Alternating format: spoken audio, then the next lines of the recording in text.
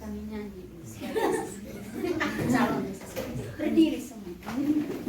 Kita suster-suster misi. 3.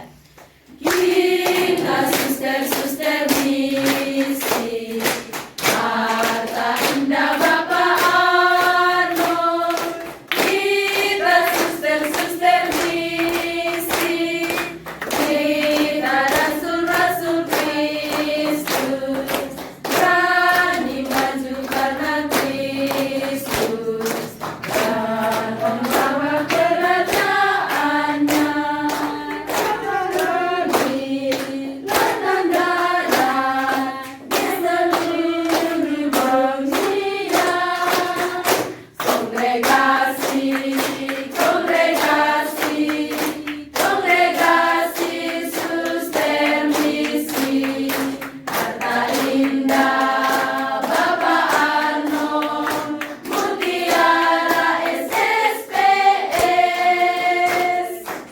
Bernyanyi dengan penuh semangat. Yang saya kasih Sister Paulina, Sister Irene, Sister Rose, Sister Ita, Sister Marieta, Sister Herlin, Pater Kletus yang sangat kami kasih. Ini saudara yang sangat luar biasa. Siap sedia, sigap.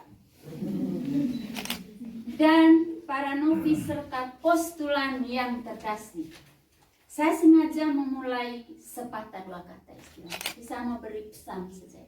Pesan. Sebagai seorang ibu saya beri pesan di hari komunikasi yang ke-56. Itu di usia-usia kami.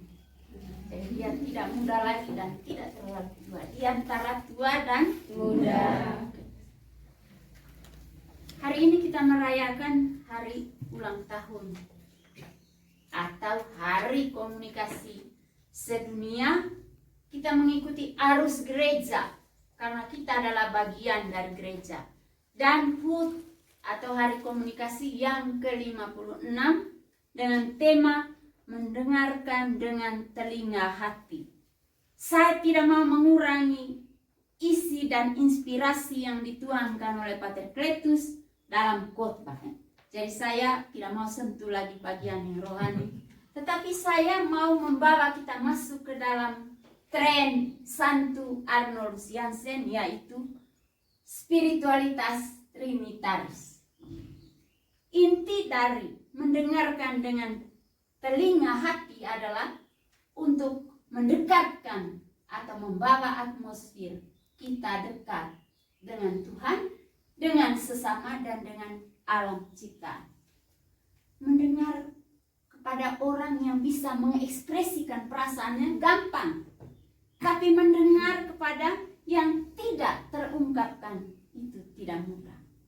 Nah, inilah yang Bapak Arnoldus katakan, discernment.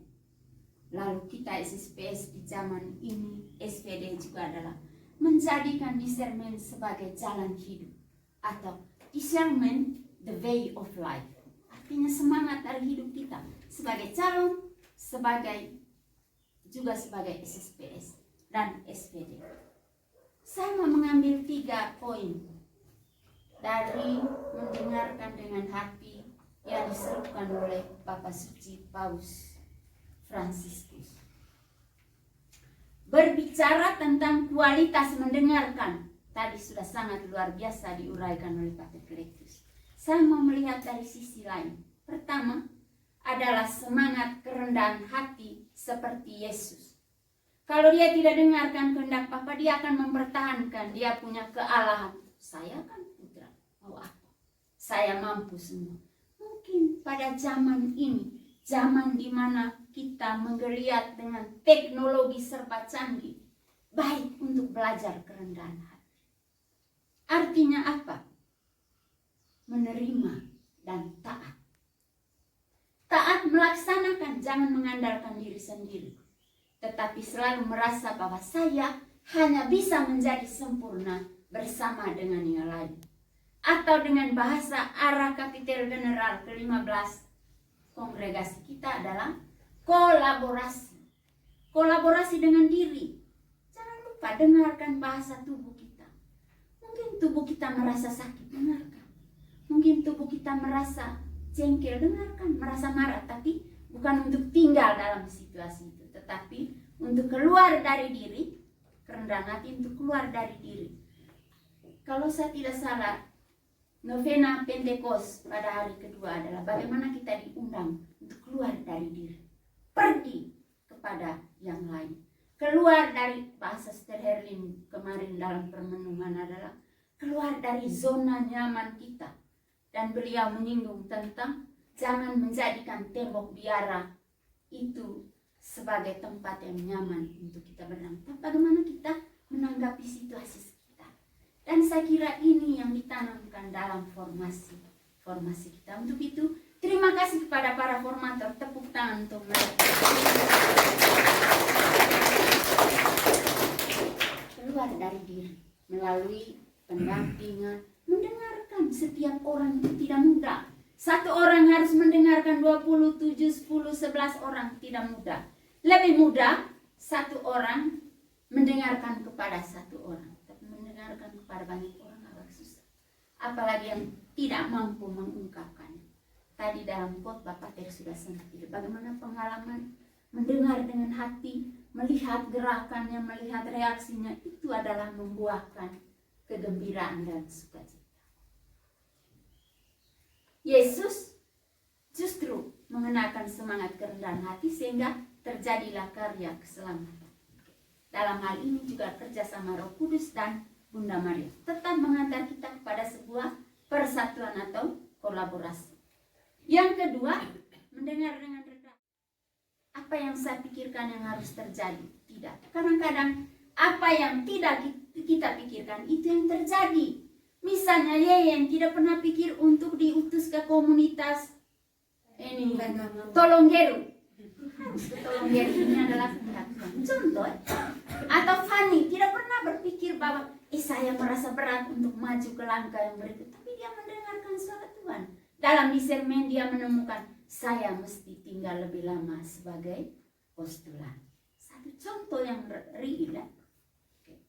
Atau ada beberapa lain yang sakit atau alasan apapun. Yang kedua adalah seni berkomunikasi tumbuh di atas 3 pilar, yakni memperhatikan. 1. Siapa yang kita dengar, apa yang kita dengar, dan bagaimana kita mendengarkan.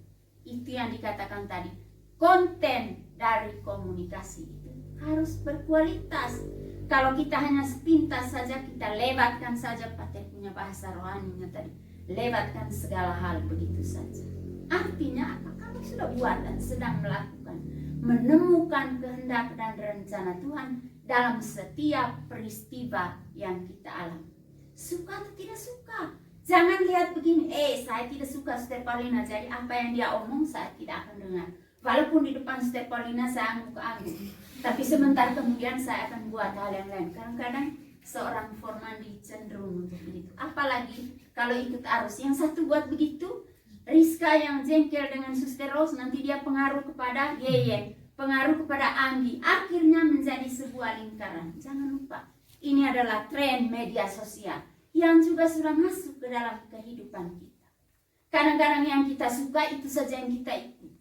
Kita tidak lagi melihat atau menghayati kaul-kaul kita semestinya. Yang ketiga, mendengarkan merupakan jembatan untuk memperkokoh komunio dengan Allah, sesama, alam ciptaan, dengan diri kita. Kalau saya ambil contoh, sekarang juga ada seruan Laudato Si. Arah kongregasi kita juga masuk kepada alur itu. Poin yang kedua adalah bagaimana kita mencinta, merawat, dan melestarikan ibu bumi. Oke? Kita sudah buat di formasi-formasi kita. Salah satunya adalah ini. Saya tadi berniat untuk memperkenalkan ini kepada lebih banyak orang, sehingga kamu buat lebih banyak supaya saya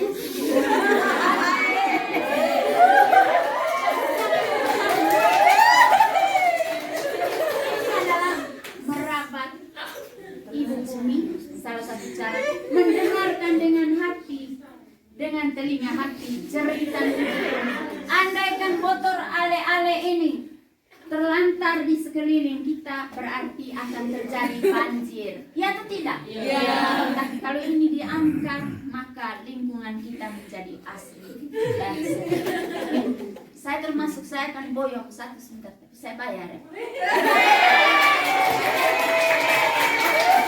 Ya, mengapa? Saya mau memberi motivasi kepada kamu untuk merealisasikan atau mengimplementasikan bagaimana mendengarkan cerita gerakan kita yang turun dari 6 arah kapitel general yang ke-15. Nah, kembali kepada komunio.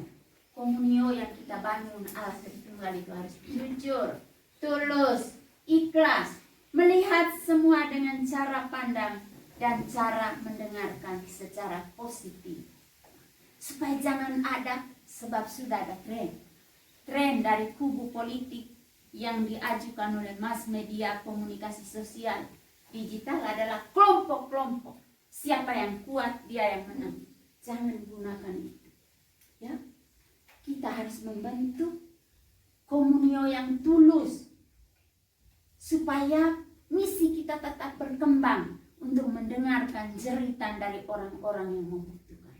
Tapi kalau kita sibuk dengan kelompok, saya suka dengan dia, saya tekankan ini. Mengapa? Karena ini arus dari media. Itu akan mempengaruhi semangat hidup kita. Okay? Jangan kita belum pergi ke komunitas itu, kita sudah bilang, oh abas kau. Sebab di komunitas Tengahku itu seperti ini. Bawa-bawa, bersambung, bawa-bawa, bersambung. Kemudian ke sana, justru lain sekali situasinya. Okay? Saya kira orang yang sudah pulang filial itu sudah punya pengalaman. Tren informasi seperti itu. Belum pergi ke tempatnya, kita sudah mata toke karena kita berpikir tentang Suster Ervina menurut cerita dari orang lain. Yang sebenarnya Suster Ervina sangat lain. Pesta Hari Komunikasi Sedunia yang ke-56, semoga kita senantiasa dalam semangat Allah Tritunggal memperdalam dan memperkokoh kemampuan kita untuk mendengarkan dengan telinga hati, sehingga pelayanan kita semakin berkualitas dan tepat sasaran.